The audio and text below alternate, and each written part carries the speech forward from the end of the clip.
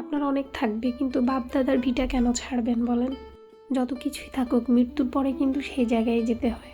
আসসালামু আলাইকুম, কি অবস্থা সবার?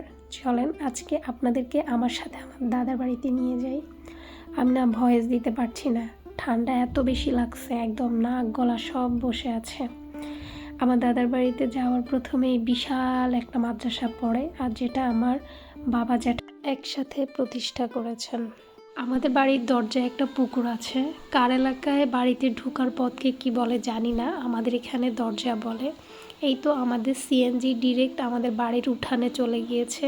আমার দাদা জীবিত থাকা অবস্থায় আমার বাবারা 4 ভাই মিলে একটা বিল্ডিং করে, এরপরে সবাই সবার মতো আলাদা হয়ে যায়। এটা হচ্ছে আমার ছোট চাচার বিল্ডিং, আর পাশেরটাতে এখন আমার বড় জ্যাঠা এবং আমার সেজ চাচারা থাকে।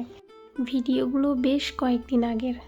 আমার ছোট বোনের হাজব্যান্ড সহ আমাদের সবাইকে দাওয়াত দেয়া, মানে আমার ছোট বোনের বিয়ের পরে নতুন জামাইকে দাওয়াত দেওয়া হয় না, সেই উপলক্ষে বাড়িতে যাওয়া। এই জায়গাটাতে আরও 30 বছর আগে আমার দাদার ছোট্ট বেড়ার ঘরটা ছিল, যেখানে আমাদের শৈশব কেটেছিল। সেই হারিকেনের যুগ, হারিকেন জ্বালিয়ে সন্ধ্যার পরে থাকা হতো। সারাদিন কত দৌড়াদৌড়ি, কত না স্মৃতি। আহা, সেই রঙিন জীবন। এখন সেই জায়গায় কত সুন্দর একটা রাজপ্রাসাদ তৈরি করে ফেলেছে আমার চাচা। সময়ের ব্যবধানে বেড়ার ঘরের জায়গায় বিল্ডিং হলো, কিন্তু যে মানুষগুলো একটা সময় জীবনে ছিল সে মানুষগুলো নেই, মানে বাবা মা নেই। আবার একসাথে থাকবে বলে প্রতিজ্ঞাবদ্ধ হয়ে যে ঘর একসাথে তৈরি করা হয়, সে ঘরেও আবার সবাই একসাথে থাকা হয় না। জীবন মানেই মনে হয় এমন, মেয়েদের কোনো ঘর হয় না। বিয়ের আগে যেটা সেটা হচ্ছে বাবার বাড়ি, বিয়ের পরে যেটা সেটা হচ্ছে স্বামীর বাড়ি। কিন্তু দুটো জায়গায় কিন্তু মেয়েদের ছোঁয়াতেই সুন্দর হয়।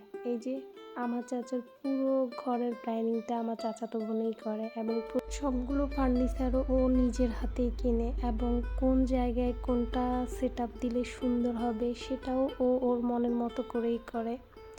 আসলেই মেয়ে মানেই হচ্ছে লক্ষ্মী, মেয়ে মানেই হচ্ছে ঘরের সৌন্দর্য। ওই দিন অনেক আইটেম রান্না করছে আমার চাচি, যার জন্য কিছু ঘরের মধ্যে রান্না করতে হয়েছে, আবার কিছু ছাদে রান্না করতে হয়েছে। এই যে খালি জায়গাটা, এটা হচ্ছে আমাদের, মানে আমরা তো বাসায় চলে গেছি, যার জন্য আর এখানে কিছু করা হয় নাই, কারণ জায়গাটা খালি আছে।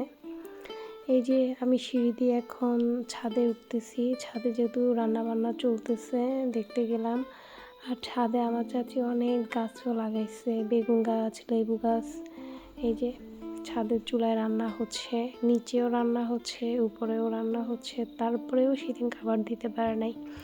এই যে আমার আম্মা আর আমার চাচি ওনাদের বেআইনকে ফুল দিয়ে বরণ করতেছে। এই যে আমাদের খাওয়া রেডি, ডাইনিংয়ে এক এক করে খাওয়াগুলো সার্ভ করে রেখেছে, এখন সবাই বসবে। এত আইটেম করা হয়েছে, তবে রান্নাগুলোও অনেক মজা হয়েছে। তবে সত্যি বলতে কি, অনেক আইটেম করলে কিন্তু সব কিছু খাওয়া হয় না। ইলিশ মাছটা দিয়ে আমি ওই দিন ভাত খেয়েছিলাম, এত মজা লাগছে। এই যে খাওয়া শেষে আবার নাস্তার আইটেম নিয়ে টেবিলে হাজির, কত খাবো আর বলেন।